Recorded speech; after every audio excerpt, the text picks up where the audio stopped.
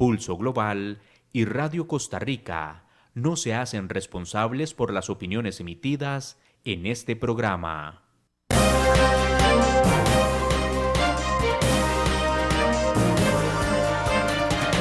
Pulso Global es un espacio que busca analizar los principales escenarios, fenómenos y acontecimientos en el panorama internacional, desde un análisis serio y académico, que busca generar insumos para que cada quien pueda construir su propio criterio.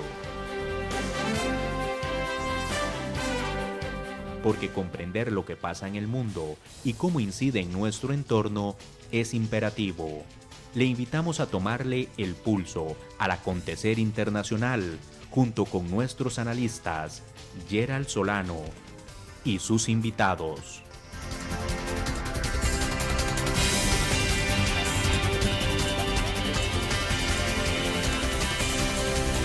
Bienvenidos. Hola a todos y todas, esperando que se encuentren muy bien. Les saludamos desde el programa Pulso Global, hoy en nuestra transmisión número 74 con un programa especial donde estaremos tomando el pulso a lo que está aconteciendo en Afganistán, como les habíamos informado la semana pasada. Pero como bien saben, amigos y amigas, damos inicio al programa de hoy tomándole el pulso al acontecer internacional, repasando algunos de los titulares más destacados en los medios internacionales durante esta semana. Iniciamos con la DW que intitula Cierran en Nicaragua 2 programas radiales críticos a Ortega. Uno de los programas, Confidencial Radio, es dirigido por el periodista Carlos Fernando Chamorro, a quien el gobierno acusó por supuesto lavado de dinero. 2 programas de radio críticos con el gobierno de Daniel Ortega en Nicaragua quedaron fuera de antena por estar relacionados con un caso de supuesto lavado de dinero, informó este domingo la Radio Corporación, emisora en la que eran transmitidos. Los programas Onda Local y Confidencial, este último versión radial del medio digital que dirige el periodista Carlos Fernando Chamorro, ha sido ligado a un caso de lavado de dinero del que se acusa a la Fundación Violeta Barrios de Chamorro, creada en 1997 por la expresidenta del mismo nombre.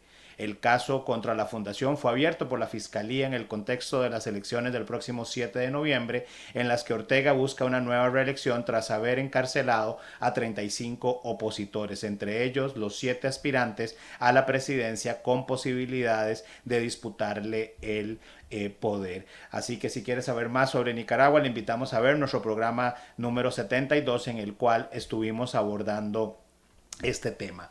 Por otra parte, el New York Times señala que Iván Duque defiende su legado en una Colombia atribulada. El presidente de Colombia defendió en una entrevista su desempeño durante la pandemia y el conflicto social. El escenario podría impulsar un giro a la izquierda en las elecciones del 2022. Señala además el medio, Iván Duque arrasó en su llegada a la presidencia en Colombia en 2018 como tecnócrata joven y poco conocido, impulsado por un creciente movimiento de derecha. Aprovechó el enojo del público hacia un acuerdo de paz que dijo que había sido demasiado laxo con los insurgentes y advirtió que las propuestas de su oponente de izquierda podrían asfixiar el crecimiento constante del país. No obstante, 3 años y una pandemia global más tarde, es Duque quien preside un país con alto desempleo y un electorado iracundo, un mandatario a la defensiva sobre las medidas que ha tomado para controlar la violencia persistente de los militantes. Duque asegura que sus políticas han presentado oportunidades para las clases medias y bajas, impulsado el espíritu empresarial, preparado el camino para que Colombia vuelva a los niveles de crecimiento prepandémicos. También ha ofrecido políticas sociales que podrían abordar los temas de comportamiento policial y desigualdad que este año ocasionaron enfrentamientos violentos en los que murieron decenas de personas. Al respecto de la crisis en Colombia, les invitamos a ver nuestro programa número 62.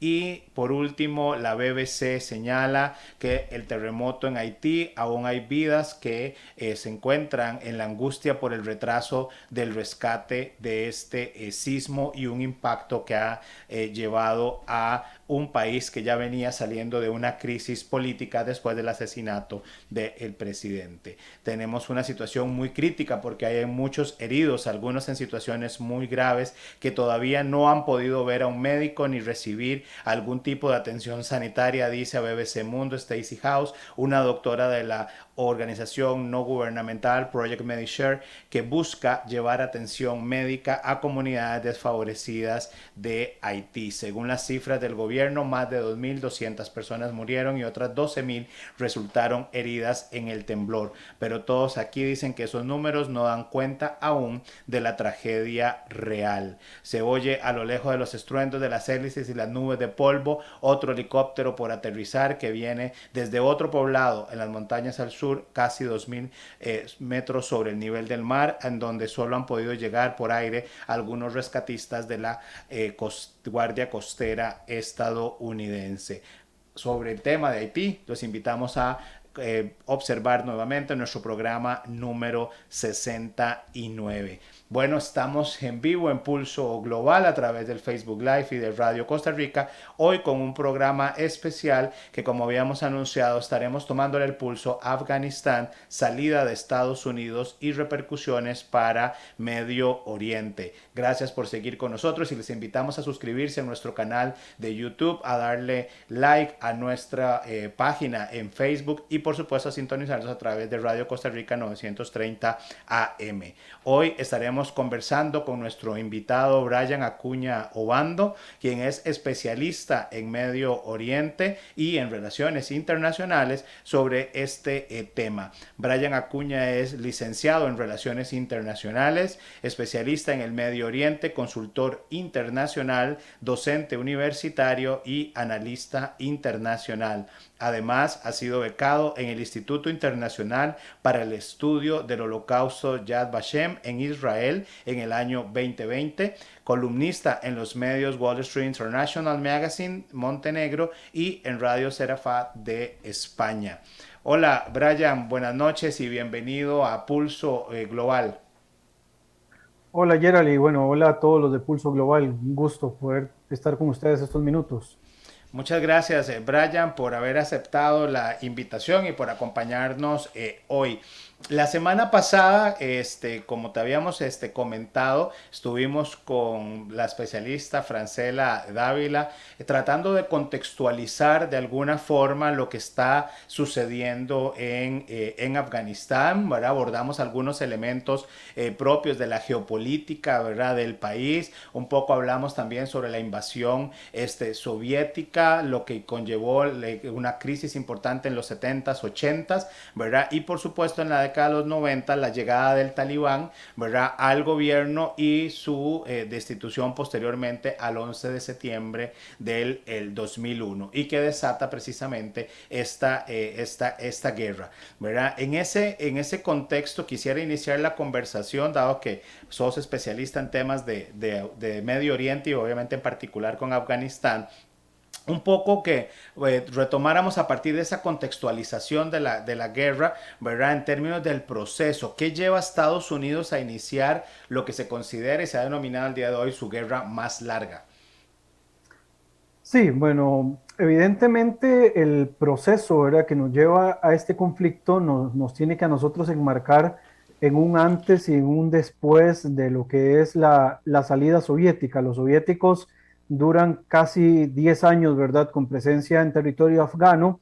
En aquel momento estuvimos en medio de la guerra entre las dos grandes potencias, la Unión Soviética y los Estados Unidos, por una cuestión de influencia en el mundo totalmente. Y vamos a llegar a un momento en el cual los soviéticos, viendo, digamos, que la situación se sale de sus manos, pues deciden retirarse, ¿verdad? ¿Quiénes son los que logran de alguna forma este retiro soviético? Pues son directamente los guerreros muyahidines, ¿verdad? Quienes en su mayoría son de la etnia pashtun, que es la etnia mayoritaria que habitan dentro de Afganistán, Y una vez que salen los soviéticos del territorio, ¿verdad? Vamos a entrar en un proceso en el cual se empiezan a levantar diferentes grupos, ¿verdad? Que quieren tener el control político y el poder, esto principalmente en los años 90, y es del año 92 al año 96 donde se va a dar técnicamente una guerra civil en este territorio, ¿verdad? Llevando incluso a la muerte de miles de personas, ¿verdad? Que van a darse en este proceso, ¿verdad? Se va a dar también un movimiento migratorio importante, principalmente hacia Pakistán, y es también en este mismo periodo que se va a crear una agrupación que es el grupo que conocemos como el Talibán, ¿verdad? El Talibán va a ser fundado por dos pues, miembros también de la etnia Pashtun, que son Mohamed Omar y Abdul Ghani Baradar, ¿verdad? Quienes se van a convertir en los dos fundadores de esta organización. Abdul Ghani Baradar, por cierto, es el líder actual, ¿verdad? Del Talibán. Y en los años 90 también, a partir del año 94, ya aparece formalmente el Talibán, aunque su acción política más fuerte ya aparece en el año 96, que es cuando toma el poder. Del año 96 al año 2001, efectivamente empiezan a ocurrir una serie de acontecimientos en todo el país. Y es en el 2001 quizás donde se marca un momento, digamos, particular, que es cuando se dan los atentados del World Trade Center, ¿verdad?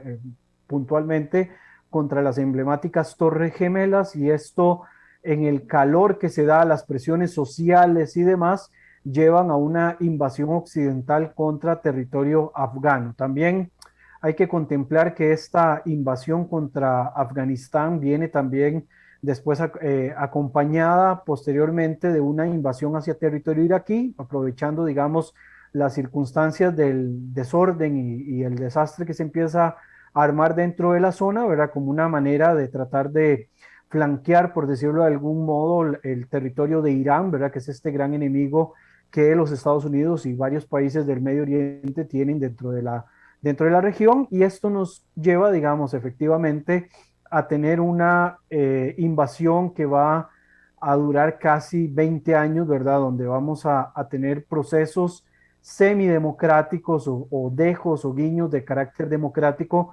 incluyendo la era de Karzai, ¿verdad? Que se convierte en el primer presidente, por decirlo así, elegido de una forma democrática, por lo menos con sufragio universal dentro de Afganistán. Se empiezan a dar ciertos cambios y demás, ¿verdad? Luego vamos a tener otro proceso, digamos, presidencial importante, que es el del expresidente, ¿verdad? Hoy Ashraf Ghani, que es el que se va a mantener en el poder hasta que empezamos a ver un desgaste por parte de los gobiernos occidentales dentro de Afganistán, donde no se ve, digamos, un objetivo claro por los cuales se llevó en primer lugar a esta invasión, ¿verdad? Porque si de un inicio la invasión se había dado para tratar de desterrar a Al Qaeda, que se suponía tenía una fuerte presencia dentro del territorio afgano, y si solamente ese era el objetivo, pues de alguna manera la desmovilización de Al Qaeda debió llevar, digamos, a este proceso de salida eventual, pero al no existir, digamos, una finalidad, por decirlo así, más puntual, pues no se llegó, digamos, a nada muy claro, ¿verdad? Desde la era del presidente Obama, pasando posteriormente al presidente Trump, ¿verdad? Que va a ser muy significativo porque el presidente Trump es quien el año anterior firma un acuerdo con el Talibán, ¿verdad? Este acuerdo que se firma en Qatar para empezar a darle ya fin a la salida que se venía planeando, como ya lo dije, desde la época de Barack Obama, ya que no se veía una finalidad. Y es en este gobierno, en el de Joe Biden, que finalmente se da el proceso de salida del territorio, ¿verdad? Señalado y muy enmarcado. Algunos quieren darle demasiada responsabilidad al presidente Joe Biden. En realidad, al ser este un proceso que se ha venido pues planteando desde hace ya varios gobiernos, efectivamente Joe Biden es a quien le toca, como decimos popularmente, comerse el chicharrón, ¿verdad? Y que le duela en la panza, porque efectivamente lo que se ven en cámaras es lo que está presentando en estos momentos el gobierno de Joe Biden, pero definitivamente si este proceso se hubiese dado durante la administración Trump o se hubiese dado durante los dos periodos de la administración Obama, habría tenido, digamos, una misma forma de verlo, ¿verdad? De que no existió nunca un objetivo, pues claro, por el cual se dio la invasión y al final de cuentas, pues no se llega, digamos, a una meta muy clara, ¿verdad? Al final hay quienes también intentan hacer un tipo de paralelismo entre la salida de Estados Unidos de Afganistán con la retirada de Vietnam, ¿verdad? Y se trata de hacer mezclas entre el simbolismo de Saigón, por ejemplo, y Afganistán, y definitivamente pues hay que poner en contexto que los movimientos obedecen a factores totalmente pues diferentes, ¿verdad? Sí, hay muchos elementos que has mencionado que pudiéramos ir tal vez conversando y analizándolos uno por uno, porque pareciera que existe una sensación, ¿verdad?, de que todos los caminos, ¿verdad?, que estaba incursionando Estados Unidos en los últimos 20 años, ¿verdad?, o más, conducen siempre a ese 11 de septiembre, ¿verdad?, acontecimiento que podría catalogarse como determinante, ¿verdad?, para un cambio en el rumbo de las relaciones internacionales y también doloroso para los Estados Unidos, incluso desde Pearl Harbor, ¿verdad? En ese sentido, después del ataque que mencionabas, nos surgen algunas tal vez interrogantes para ir contextualizando lo que has mencionado, y es que en qué se podría, digamos, diferenciar Al Qaeda, el Talibán y el Estado Islámico, dado que en las últimas semanas pareciera como que, ¿verdad?, se están manejando prácticamente como sinónimos. Sí, creo que uno de los primeros aspectos importantes a destacar y que para mí es el fundamental es el tema de la legitimidad, ¿verdad? Políticamente hablando, el talibán, si bien no tiene, digamos, según las encuestas que se han hecho al interno de Afganistán, no tiene un respaldo popular muy importante, sí tiene un respaldo de los grupos clánicos al interno del país, ¿verdad? Y esto, por supuesto, le permite tener cierto control sobre el territorio, ¿verdad? Tanto así de que han podido proclamar o declarar una vez más la creación del Emirato Islámico de Afganistán, ¿verdad? Esto que está ocurriendo en la actualidad. Al Qaeda quizás peca de que no tiene, bueno, por un lado obviamente no tiene reconocimiento internacional, es catalogado como una agrupación terrorista, creo que a nivel general, ¿verdad? No hay una cuestión de legitimidad importante con respecto a Al Qaeda. Además, nunca han tenido un objetivo tan estructurado, quizás, digamos, crear algunas células o algunos grupos en algunas partes que puedan tener cierto control político e ideológico, no va más allá que lo que ha hecho, por ejemplo, el Talibán o lo que se planteó en algún momento Daesh, ¿verdad? Daesh cuando se forma en aquel momento, cuando aparece el famoso Abu Bakr al-Baghdadi, ¿verdad? Que es el líder del autoproclamado Estado Islámico, que yo personalmente nunca utilizo esa terminología, casi siempre lo llamo como Daesh, ¿verdad? Que es el término despectivo que se le da a esta agrupación, porque en realidad nunca tuvo legitimidad como califato. Tiene, digamos, un objetivo más global, ¿verdad? La idea de Daesh es crear un califato al estilo de los viejos gobiernos islámicos, ¿verdad? Así como los históricos califatos de los primeros líderes islámicos, ¿verdad? Los cuatro Rashidun o los califatos posteriores, pero definitivamente tampoco cuentan con legitimidad a nivel internacional, ¿verdad? Se han tenido que conformar con la creación de algunas células, algunas que se activan ocasionalmente y que empiezan a tener algún tipo de participación. En el caso de Daesh, en estos momentos, pues es importante señalar de que existe un Daesh en Afganistán, ¿verdad? El denominado eh, ISIS-J o ISIS-K, ¿verdad? O Daesh-K, que es en realidad el Estado Islámico del Gran Jorazán, ¿verdad? Que es con el término con el que ellos lo denominan. Este es fundado además, así como ocurre en las zonas del Levante Mediterráneo, es fundado por exmiembros de otra organización, en este caso son dos exmiembros del Talibán, ¿verdad? O sea, también son parte de la etnia Pashtun que se dividen, en este caso fueron Hafiz Saeed Khan y Abdul Rauf Alisa, son los dos miembros fundadores de Daesh Khorasan. Estos dos mueren en el año 2016 en una operación, en dos operaciones distintas por parte de los Estados Unidos, y en estos momentos se supone que Daesh Khorasan está dirigido por el califa o autoproclamado, ¿verdad? Califa Abu Ibrahim al-Hashemi al-Quraysh, quien pues asume también este puesto como califa después de la muerte o del asesinato de Abu Bakr al-Baghdadi, que fue el líder de Daesh. Creo que, digamos, sin ir muy lejos, la importancia que sí tienen, digamos, estos tres es el tema de la legitimidad. También Daesh no tiene legitimidad a nivel internacional, nunca la tuvo, ni siquiera cuando se formó el famoso califato en Siria y en Irak, ¿verdad? O el califato del Levante, en aquel momento no lo tiene en estos momentos, y quizás, digamos, el proyecto talibán como tal, pues tiene pues una visión un tanto más local, menos global, como sí lo tiene Daesh, y está un poco más estructurada, pero localista que Al Qaeda, sin llegar, digamos, a los alcances que tiene el Estado Islámico. Este tipo de organizaciones, al provenir de una organización clánica, usanza del modelo occidental estatocéntrico, ¿verdad? Esto tiene una organización un tanto distinta, pero definitivamente yo creo que sí, digamos, he dado como los puntos claves en los que se diferencia. Primero, la cuestión de la legitimidad a nivel internacional. De hecho, Talibán ha logrado para este proceso que han vuelto a tomar el poder en Afganistán, eh, tener cierto reconocimiento de algunos países, ¿verdad? Incluyendo el hecho de que países como Rusia o China no decidieran retirar sus sedes diplomáticas o sus embajadores, dando cierto reconocimiento al gobierno que se viene conformando por parte del Talibán. Esto evidentemente tiene una respuesta de carácter geopolítico.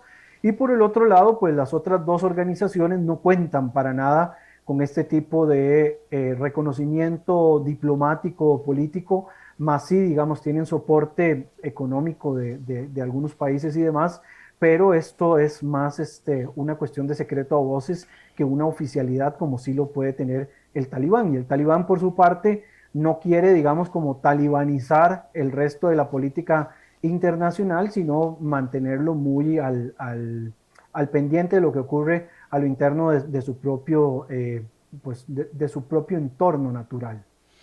Estamos en vivo en Pulso Global a través del Facebook Live y de Radio Costa Rica.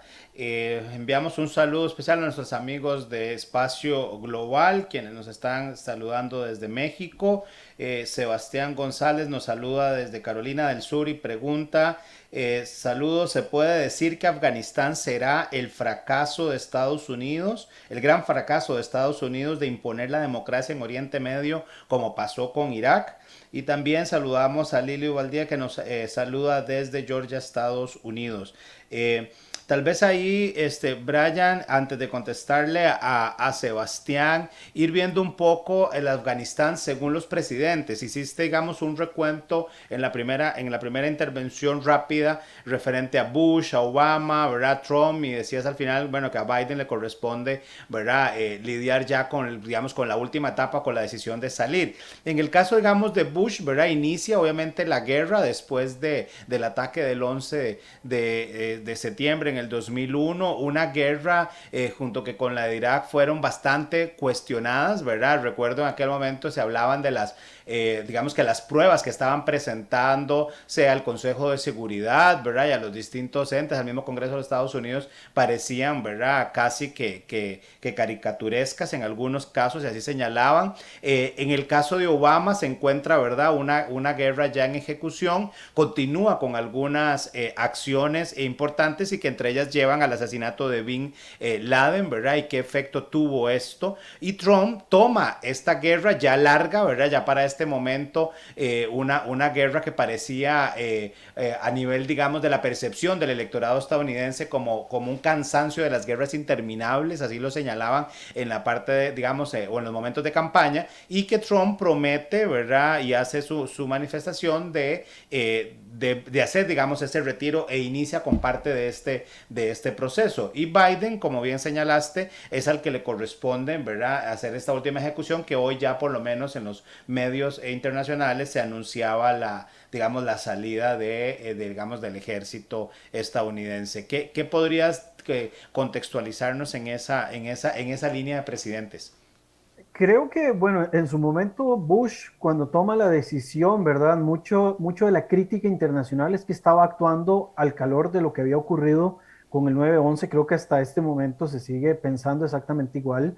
Se actuó de una manera apresurada, tanto en Afganistán como se hizo posteriormente en Irak, ¿verdad? Donde no solamente fue lo caricaturesco de las razones que se dieron para la invasión, sino también para sostenerla a largo plazo, ¿verdad? Creo que voy a mezclar un poco con la respuesta de la pregunta de si se puede considerar esto un gran fracaso. Pues creo que sí, siempre que una guerra se lanza sin un objetivo claro, ¿verdad? O cuando se tiene un fantasma, ¿verdad? Contra el cual estás peleando, al final de cuentas, el resultado, pues podemos decir de que es un fracaso, ¿verdad? Aquí podemos ver dos fracasos. El primero, el de las famosas armas de destrucción masiva que nunca se encontraron, porque estamos hablando de un Irak que ya había sido vencido, ¿verdad? Que ya había sido también destruido en gran parte de su arsenal en algún momento y de su aparataje militar, ¿verdad? O sea, Estados Unidos cuando se enfrenta contra este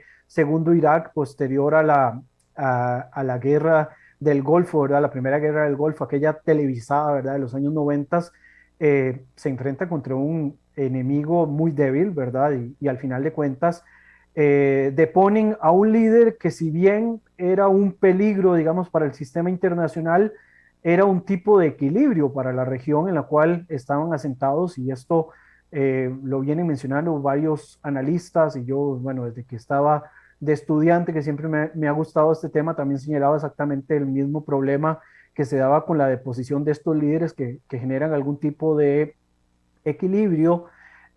Posteriormente va a llegar Obama, que es el primero en reconocer de que esta guerra se va a hacer interminable, de que el desgaste va a ser muy fuerte, de que el gasto militar también es exagerado, cuando nos damos cuenta de la cifra trillonaria, ¿verdad?, a la cual se llega para este proceso, pues al final uno dice, wow, qué fuerte que no se le ponga fin, ¿verdad?, pensándolo desde un punto de vista muy materialista, muy económico, pero Obama tampoco quiere, digamos, cargar con el peso político que significa la salida, a pesar de que ya desde Obama se empieza a plantear de que el principal, digamos, foco que debería tener los Estados Unidos en cuanto a su política exterior no iba tanto en la presencia de soldados en una región donde además estaban poniendo en riesgo la vida de militares, estaban sufriendo un desgaste político por esta presencia alargada tanto en Irak como en Afganistán.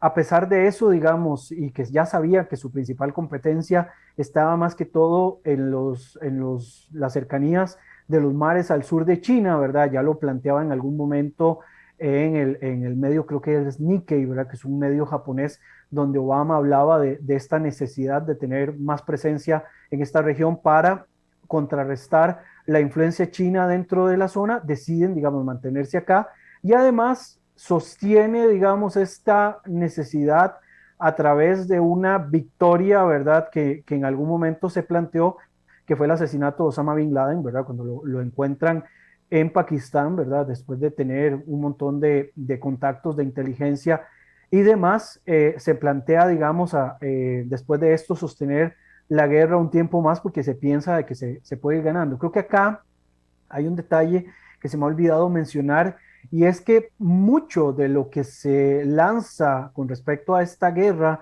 en Afganistán, en Irak, es contra el eufemístico combate o contra la eufemística guerra contra el terrorismo, ¿verdad? El terrorismo como tal no pertenece a una organización, no pertenece solamente a un tipo de grupo, sino que es un tipo de acción, ¿verdad? Acciones que plantean grupos diferentes. Hoy se llama Al Qaeda, se puede llamar en algún momento el Talibán, puede llamarle Hezbollah, o sea, pueden ponerle el nombre que quiera, que en realidad el terrorismo como tal es una acción, ¿verdad? Y hay movimientos de estos que se desmovilizan desde el punto de vista militar de la acción del terrorismo y en ocasiones se sostienen o se mantienen a lo largo de la historia o a lo largo de los años a través de acción social o de trabajo con sociedades, ¿verdad? Crean escuelas, abren mezquitas, etcétera, y descontinúan un poco la movilización de carácter militar hasta que vuelven a tomar fuerza de algún modo y vuelven a la acción dentro de esta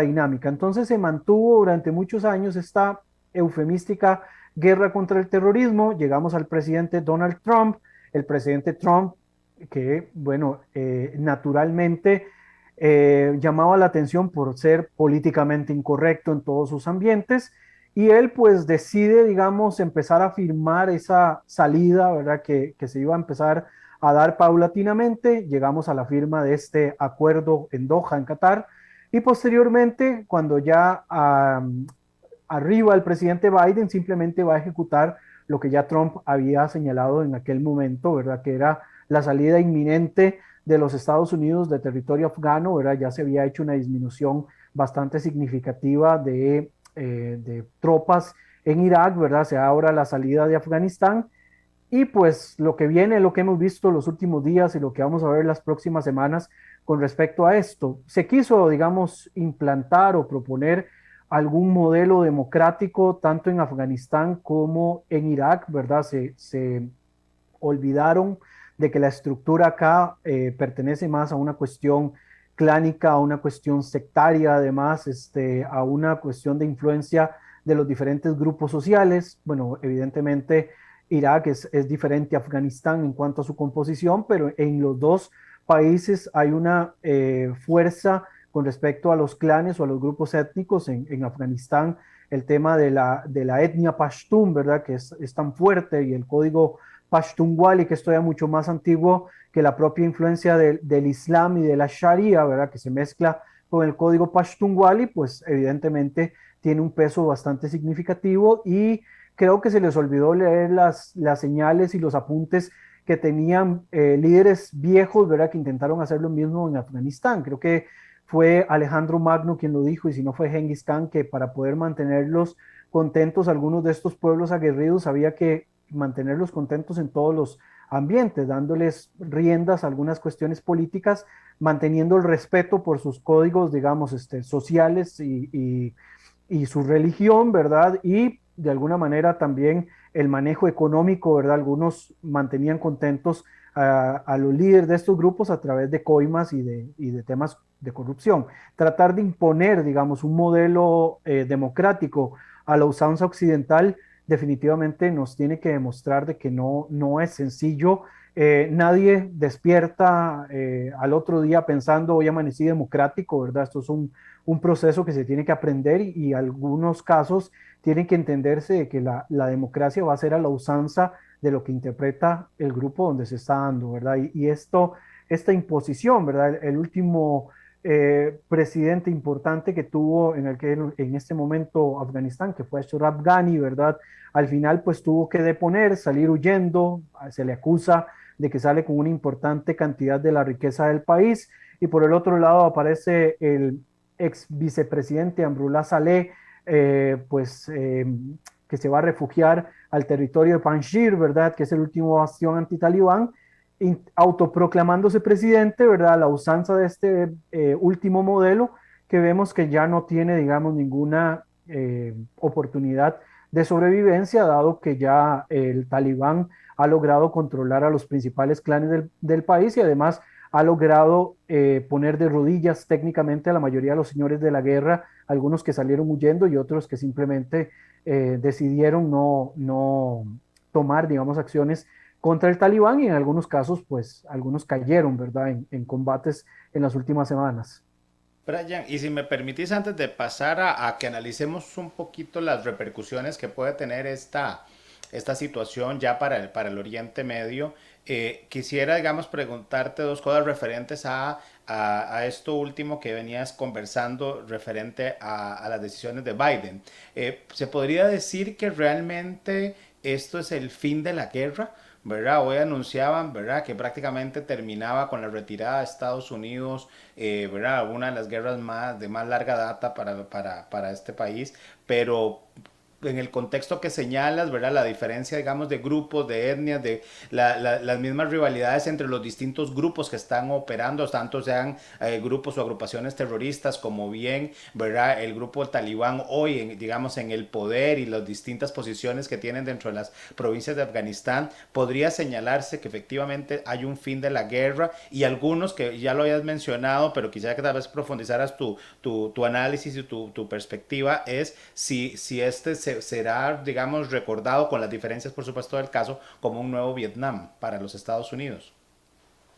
Ok, con respecto a si este es el final de la guerra, por lo menos es el final de la guerra de manera formal, ¿verdad? Evidentemente, ese es otro factor que no se tomó mucho en consideración, y es que acá la guerra formal, tal y como nosotros la conocemos, la guerra de grandes ejércitos invadiendo y tomando posesión, acá, digamos, se rompió todos los esquemas de la guerra formal, por lo tanto, lo que estamos viendo es el fin de esa formalidad en cuanto a la guerra. Vamos a entrar en un proceso de choques desde la informalidad, ¿verdad? Lo que son las guerras de guerrillas o el apoyo a algunos grupos, y probablemente, y acá voy a robarle, digamos, las palabras de un expositor que escuché la semana pasada, que es conocido, profesor de la Universidad de Comillas en España, Alberto Priego, dijo que en el occidente post-heroico, ¿verdad? Donde nosotros no podemos ver las derrotas como algo posible, esta retirada es temporal, ¿verdad? Dado también, entendiéndolo, y bueno, yo creo que tanto Gerald, que además fue mi profesor, debo decirlo por acá, que lo tiene muy claro y que lo puede también sostener, en esta zona, ¿verdad?, donde la geopolítica clásica juega un papel importantísimo en el pleno corazón del mundo, ¿verdad?, en el famoso Heartland.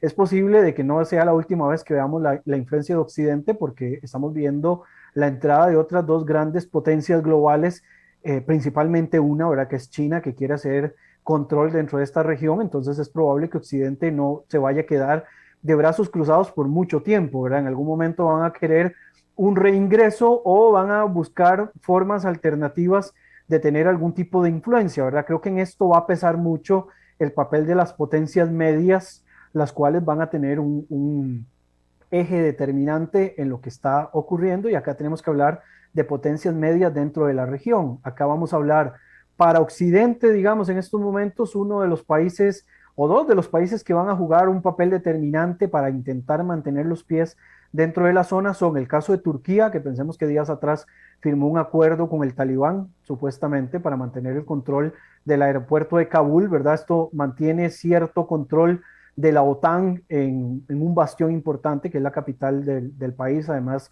la zona más poblada de todo el país y la más rica, digamos, económicamente hablando. El caso de Qatar, ¿verdad?, que es uno de los gestores de este acuerdo de salida por parte de Donald Trump y evidentemente después de Joe Biden, y que pueda que tenga intereses económicos. Qatar es aliado de Occidente, aunque tenga también sus diferencias y sus choques con otros aliados de Occidente, pero Qatar va a ser una pieza fundamental en esto. Y tenemos a las potencias medias del otro lado, ¿verdad? El caso de Pakistán, que siempre se ha acusado de que Islamabad es quien dicta las políticas de Kabul y las políticas de Afganistán en general. Aquí Pakistán jugará un papel importantísimo, por lo tanto, la presión que Estados Unidos pueda aplicar sobre Pakistán, que también se supone que es su aliado, aunque en los últimos años se ha transformado en un aliado útil también para los intereses de China, ¿verdad? Pensemos que hay un puerto importantísimo concesionado a una empresa china en territorio pakistaní, pero definitivamente que Pakistán va a jugar un rol muy importante, lo mismo que la India, y por ahí tendremos, por supuesto, la participación de otra potencia media que va a querer tener algún tipo de, por lo menos, de control en la parte de seguridad, como lo es la República Islámica de Irán, ¿verdad? Que la seguridad para Irán es importantísimo porque, primero, que han sido receptores de algunos de los refugiados y asilados afganos que han salido de este territorio, ¿verdad? Y por el otro, porque recordemos que Afganistán es el principal proveedor de opioides del mundo, ¿verdad? Y todavía está esta duda de qué va a pasar ahora con los opioides, qué va a pasar con las amapolas, ¿verdad? Y qué va a ser del tráfico internacional que se ha mantenido, digamos, con una cierta tolerancia a los productores afganos para la exportación a nivel internacional, pensando además de que Europa, Rusia y los Estados Unidos son grandes consumidores de opioides y metanfetaminas, ¿verdad? Que es el otro producto que se puede generar de estos opioides, que también genera la famosa heroína, ¿verdad? Esta droga tan destructiva que tiene tanta movilidad a nivel global. Sí, definitivamente un tema bastante complejo con muchísimas aristas y como bien señalabas, con una dinámica geopolítica interesante, con posiciones de China y de Rusia que, ¿verdad? Que han salido prácticamente a pocas horas a reconocer al gobierno del Talibán y en algunos casos, ¿verdad? Ya a acercarse y decir que quieren conversar para poder ir fortaleciendo un poco, digamos, la relación y por supuesto, como bien señalabas, porque hay intereses interesantes ahí en cuanto a recursos, en cuanto a posicionamiento, la famosa la ruta de la seda, ¿verdad? Etcétera. Es decir, hay una serie de elementos ahí importantes. Pero bueno, estamos en vivo en Pulso Global, conversando con el especialista en relaciones internacionales y Medio Oriente, Brian Acuña. Brian, ¿qué implicaciones podríamos ir señalando con respecto, por ejemplo, a la salida del presidente afgano y la toma del poder, ¿verdad? Por parte de este grupo de insurgentes talibanes, ¿qué implicaciones tiene propiamente para Afganistán y para sus vecinos inmediatos? Para después poder ir hablando de algunos casos particulares. Sí, acá, digamos, sigue estando lo mismo que mencionaba ahora con respecto a Irán. Uno de los grandes detalles que existen tiene que ver con la seguridad, ¿verdad? Acá en seguridad no solamente me refiero a el tema de la movilización de grupos terroristas o de activistas terroristas. Pensemos que Uzbekistán, Tayikistán y varios de los países de Asia Central, ¿verdad? Han sido proveedores de activistas terroristas a lo largo de los últimos años, ¿verdad? Tanto de Al Qaeda como de Daesh, ¿verdad? Entonces, uno de los grandes elementos que quieren estos países de Asia Central es evitar de que esta atomización o este levantamiento de insurgencias y de grupos islamistas les pueda afectar internamente. Evidentemente, eso es uno de los grandes dilemas, ¿verdad? El otro dilema es el tema refugiados, ¿verdad? Que esto sigue provocando actualmente pues toda una gran incógnita. ¿Qué va a pasar con toda esta gente que quiere huir, verdad? Sabemos que Estados Unidos ha rescatado y ha sacado, ¿verdad? Lo mismo que los otros países occidentales, España, Alemania, etcétera, han sacado a funcionarios que en algún momento les brindaron apoyo pensando en que eventualmente el talibán quiera pues sacarse el clavo literalmente con esta gente por haber sido colaboradores de las fuerzas extranjeras. Entonces creo que estos, digamos, detalles relacionados con la seguridad y con el tema también de los refugiados van a ser fundamentales, ¿verdad? En estos momentos para la región de Asia Central. También, digamos, de nuevo, las dos grandes potencias y principalmente China quieren mantener pues una pues, pasividad o quieren mantener calmadas las aguas, por eso tampoco han querido hacerle mucho ruido al asunto. Y si vemos, el talibán hasta este momento se han presentado por lo menos frente a la opinión pública de alguna forma como que quieren renovarse en algunos temas, ¿verdad? Evidentemente acá tendremos que ver cuál es el talibán una vez que salgan los medios de prensa de ponerle atención a la situación del país, ¿verdad? O cuando ocurra, que esperemos que no sea pronto, algún otro tema importante en otra parte del mundo que quite los ojos de Afganistán, ¿verdad? ¿Qué va a pasar con este talibán? Inicialmente, cuando planteaban situaciones relacionadas con los derechos humanos, por ejemplo, el talibán decía que las mujeres iban a poder seguir estudiando y trabajando conforme a las normas de la Sharia, bueno, por lo menos de su interpretación con respecto a la Sharia, ¿verdad? Que es bastante particular, y ya empezaron a imponer, digamos, algunas reglas y normas muy a la vieja usanza, ¿verdad? La prohibición de la música y la prohibición de ciertos espectáculos públicos, ¿verdad? El cine, televisión de algún tipo, etcétera. Entonces, hay que ver cuál va a ser la presión que puedan algunos de los países ponerle al talibán para poder darle reconocimiento internacional. El talibán tiene claro de que en un proceso de aislacionismo no puede estar, ¿verdad? Ya estuvieron en algún momento muy aislados del mundo, simplemente controlados por lo que ocurre en Pakistán, ¿verdad? O lo que Islamabad les señalaba, y no les sirve, digamos, de alguna manera volver a esa condición. El talibán necesita, digamos, de darle un, por decirlo así, un giro a la parte política que les beneficie desde el punto de vista económico, ¿verdad? Ahí, por supuesto, ya se frotan las manos en un aspecto que no he mencionado, que es el de los recursos estratégicos, ¿verdad? Ya China se frota las manos con respecto a algunos de los productos estratégicos que pueden explotar, incluyendo el litio, ¿verdad? Pensando que China, aparte de ser el mayor proveedor y exportador, es el mayor consumidor de tierras raras del mundo, ¿verdad? Y en un mundo como el nuestro, en el cual vamos menos hacia los hidrocarburos y más hacia las energías alternativas, pues tener a la mano semejante cantidad de litio que les pueda proveer pues un impulso económico importante, pues el talibán, por supuesto, va a querer tener una alianza como la que China tiene, que además no hay que verla como las alianzas con los países occidentales. Sabemos que los países euroasiáticos son más funcionalistas, ¿verdad? O más de cuestiones más puntuales para hacer estas alianzas, y es efectivo que cualquier alianza que se haga aquí, ¿verdad? Va a tener un impacto en infraestructura y demás, tratando, digamos, de darle algunas presiones significativas que también beneficien a las contrapartes, ¿verdad? Sin meterse mucho en la política interna, pero definitivamente que el talibán necesita de este reconocimiento internacional y necesita salir de ese aislacionismo, y por lo tanto vamos a ver quizás un talibán menos beligerante que como lo vimos en la década de los 90. Creo que este talibán entendió un poquito cómo es que funcionan las cosas en el mundo, y van a querer sacar provecho de este factor, ¿verdad?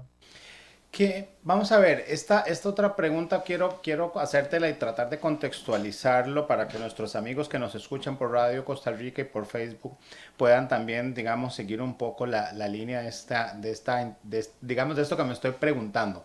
Vamos a ver, si vemos el Oriente Medio y vemos África, ¿verdad? Y particularmente África del Norte, encontramos una serie, digamos, de crisis, ¿verdad? Estamos encontrando varios conflictos. Encontramos la situación que está viviendo Egipto, que está con Etiopía, Marruecos, acordémonos la primavera árabe, ¿verdad? Con Libia, Túnez, está la crisis en Siria, ¿verdad? Está la tensión con Irán por el programa nuclear, ¿verdad? Está ahí en el Cuerno de África, Somalia, o sea, es decir, la región de Medio Oriente y por supuesto el norte de África está, digamos, relativamente caliente. Es una de las zonas calientes, digamos, del mundo en términos de conflicto. Con esta salida de los Estados Unidos, ¿verdad? ¿Qué implicaciones podrían tener para la región, ¿verdad? Y para otros grupos similares a, por ejemplo, el grupo Talibán o el mismo Daesh que operan en esta región que, como decía, ya es, digamos, convulsa. Es decir, vamos a ver algún nuevo resurgimiento en algunas otras zonas, estaremos viendo otras intervenciones por parte de Estados Unidos, no precisamente en Afganistán, pero sí en otros puntos. Bueno, y que no señalé, por supuesto, que la reunión que está celebrando Israel con Palestina, ¿verdad? Después de varios años de no reunirse el presidente Abbas. Es una zona que definitivamente esta salida de Estados Unidos podría hacer algún reacomodo de fuerzas en la región, principalmente en términos de grupos insurgentes.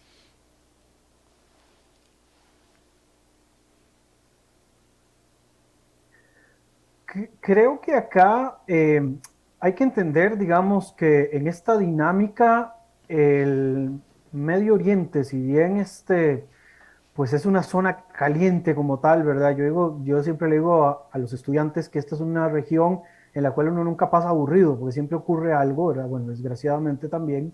Eh, Sin embargo, digamos, creo que el tema afgano es como una excepción, ¿verdad? De alguna forma. No es que porque el talibán se levantó y ganó fuerza y ahora todos los grupos van a creer que van a poder talibanizar el resto de la situación política. Creo que cada caso en particular, pues, tiene su propia excepción y su propia conformación, ¿verdad? Evidentemente, cada subregión hay que verla de un modo, pues, distinto dependiendo de lo que está ocurriendo. Yo sí, digamos, sí señalo que esta movida que hace Estados Unidos al salir de Afganistán, que creo que sí responde un poco a lo que decías anteriormente, sí se puede ver como una derrota parecido a Vietnam, pero guardando las distancias por el contexto, digamos, que se está viviendo en estos momentos, pero Estados Unidos tiene que complementar esta salida que hace de Afganistán con fortalecimiento a otras posiciones con respecto a su geopolítica. Un factor importantísimo de la geopolítica es que vaya acompañado de una inteligencia importante, y creo que desde Obama se daban guiños de que no era en Afganistán y en Irak donde tenían que estar los equilibrios. A pesar de todo, digamos, estuvieron ahí tamaño rato y no se logró mayor cosa. Creo que esta inteligencia tiene que ir acompañado con fortalecimiento de otros procesos que ya se iniciaron. Si bien la salida de Afganistán la empieza Obama y la fortalece todavía mucho más Donald Trump, podríamos pensar que con Donald Trump también podría estar una de las salidas para poder lograr algún tipo de mantener, digamos, algunos de los equilibrios favorables a las intenciones de Estados Unidos. Y acá voy a mencionar directamente los famosos acuerdos de Abraham, ¿verdad? Si bien Israel en estos momentos no es uno de los afectados por la situación afgana, ¿verdad? Porque no comparte fronteras con Afganistán, no existe, digamos, una amenaza del talibán que ponga a Israel contra la pared, y no existe, digamos, una alianza más allá del apoyo moral que le dio Ismael Haniyeh, el líder del Hamas, al talibán por haber retomado el poder. Creo que fuera de eso Israel no tiene ningún interés, pero para Estados Unidos, por ejemplo, los acuerdos de Abraham y un fortalecimiento a este vínculo podría llevarle a evitar, digamos, que eventualmente se dé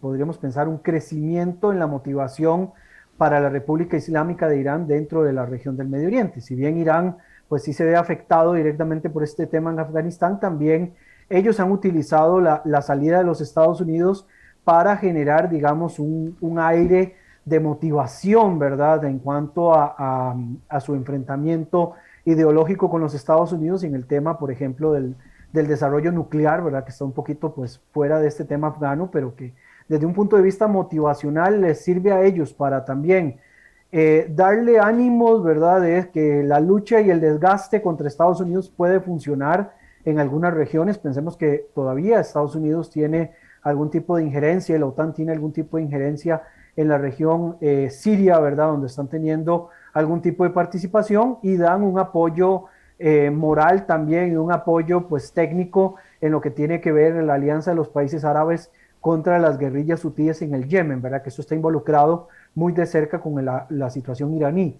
De mantener y de fortalecer, por ejemplo, los vínculos de los acuerdos de Abraham y poder involucrar otros países, como se ha intentado en algún momento, y que creo que entre estos también se menciona a Qatar, ¿verdad?, y que por ahí también tenemos a Egipto como un aliado de Israel en el Mediterráneo Oriental, y tenemos a Marruecos también muy cerca, ¿verdad?, más también las injerencias y el fortalecimiento que pueda tener la posición pro-OTAN que tenga Turquía en Libia, ¿verdad?, a pesar de que también hay enfrentamientos contra Turquía en el Mediterráneo Oriental por otras razones.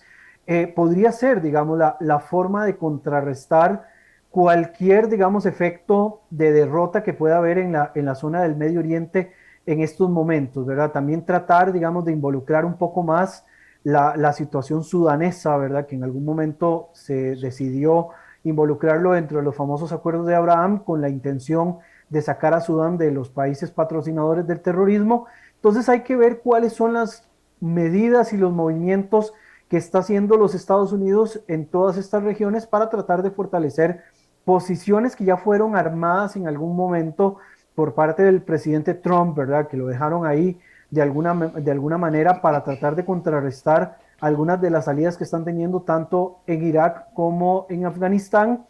Y es también, digamos, en el fortalecimiento de algunos aliados dentro de la región que pueda también pues darle un poquito más de respiro a la geopolítica estadounidense dentro de la zona. Ojo, esto también está pues sometido a prueba en el caso de que finalmente no se llegue a algún tipo de evidencia o de fortalecimiento de algún tipo de sanción o de fuerza para tratar de contrarrestar el proceso de nuclearización iraní, ¿verdad?, que ya hay algunos que señalan de que está a cuestión de meses de poder alcanzar la capacidad nuclear, ¿verdad? Y esto sería, digamos, un desequilibrio mucho mayor para los intereses occidentales en el Medio Oriente y nos llevaría desgraciadamente a un proceso de carrera nuclear general en el Medio Oriente que podría todavía calentar muchísimo más la situación y que para mí sería todavía mucho más grave. Más grave, digamos, el hecho de que Irán tenga o no tenga capacidad nuclear es lo que se viene después de esto, que otros países quieran también, para contrarrestar esta fuerza, tomar esta misma decisión y que evidentemente nos lleven a un Medio Oriente todavía mucho más peligroso de lo que tenemos en la actualidad. Ojo que en la actualidad ya es lo suficientemente caliente, ¿verdad? Con un Pakistán y una India que si bien no son del Medio Oriente necesariamente, están muy involucrados ahora con el tema afgano, que son dos países que tienen acceso a bombas nucleares. Ahora imaginémonos a países del resto de la región del Medio Oriente que tengan también acceso a la famosa triada nuclear, ¿verdad? Que nos lleven a una situación bastante peligrosa. Ojo, que todos sabemos, o por lo menos tenemos claro, de que hasta este momento el tener bombas nucleares no asegura de que vaya a haber un uso de bombas nucleares por el principio de destrucción mutua asegurada, pero también la guerra en Irak, la guerra en Afganistán,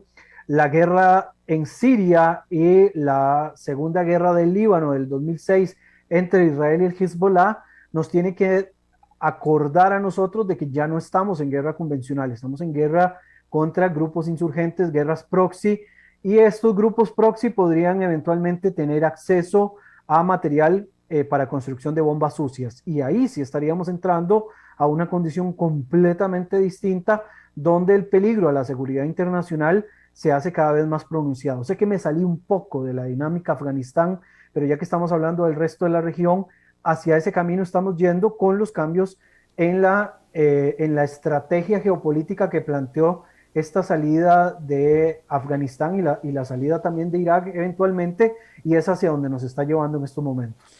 Muchísimas gracias, Brian. Definitivamente nos quedan muchos temas en el tintero, así que las puertas de Pulso Global quedan abiertas para que nos volvamos a encontrar en un futuro cercano y hablemos de estos y otros temas. Un gusto ver cómo van madurando y cada vez más expertos que los profesores, los exalumnos. Así que un abrazo a la distancia y muchas gracias por haber estado con nosotros. No, gracias a ustedes por invitarme y para mí pues es un honor poder compartir panel con uno de mis grandes profesores, ¿verdad? De conflictos y yo me siento pues bastante feliz también cuando puedo compartir con alguien, digamos, como el profesor Gerald y como cualquier otro profesor de los que uno se lleva siempre buenos recuerdos. Muchas gracias, Brian.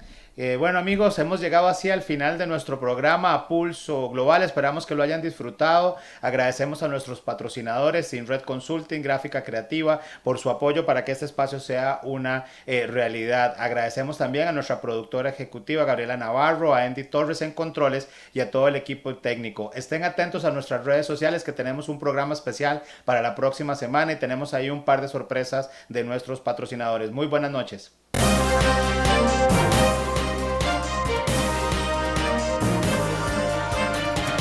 Esto fue Pulso Global.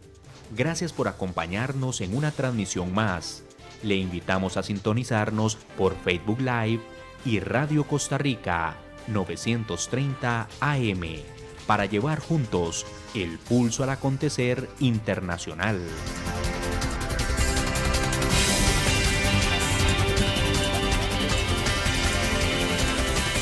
Buenas noches.